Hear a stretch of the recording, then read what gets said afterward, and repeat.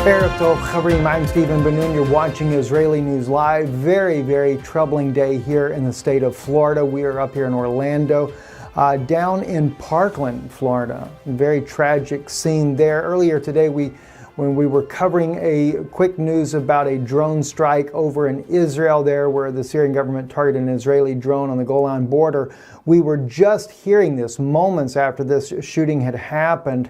We're still very sketchy on the details. I actually had gotten the name of the city wrong. I think I called it Lakeland when I think it's actually Parkland, Florida.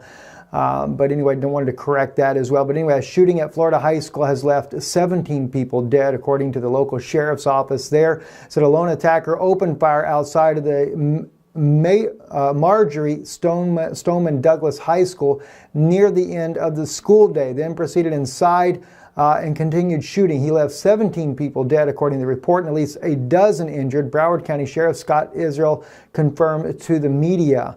12 of the deceased victims were found inside of the school building. 2 were found outside, 1 in the street nearby, and of course 2 people died in the hospital. Very tragic situation here. Our condolences, our prayers. We really ask those of you that are listening tonight, please be in prayer for the families here. As my wife said, very tragic situation here, and no doubt many families, you send your children to school, you're not expecting that the children that they would not be coming home that day. Very troubling indeed. I'm going to share with you what appeared here on social media. I do warn you, it's disturbing to hear what you're about to hear. It's the gunman actually firing. You will not see any of the victims in there. However, on social media, it has appeared partially some of those victims that were shot. There is videos out there on social media already where wounded were being carried out. And of course, in one classroom where one person lay dead on the floor in a pool of blood. Very troubling. We're not going to show any of that images here in respect to the families there, but to get a grasp, to understand the fear these students were in when this gunman started firing. We have heard reports, though, he is a former student. He was asked not to come back to the school there, but when he did, he took a lot of innocent lives with him there.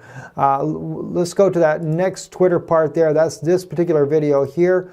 Let me back up and let's let it play.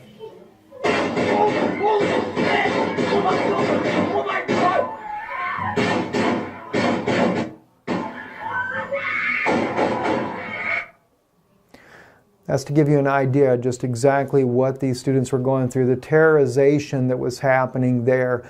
It's almost to where maybe what the best thing would be is that schools are totally locked down.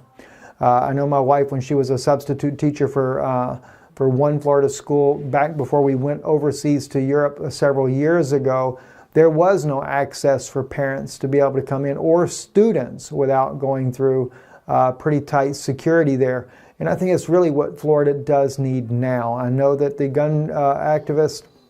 anti-gun activists are definitely already out there speaking about this situation, wanting to ban guns as far as incidents like this.